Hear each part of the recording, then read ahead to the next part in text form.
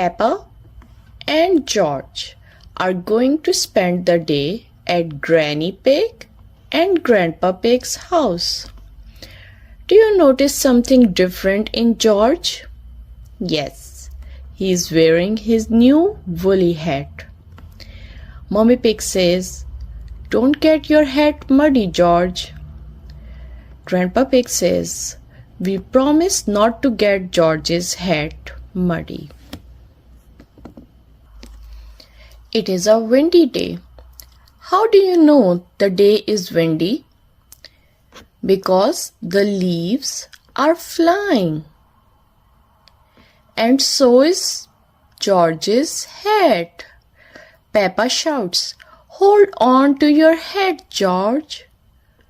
But the hat flies in the air.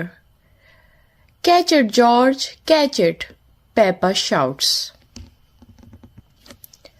George's hat is still flying.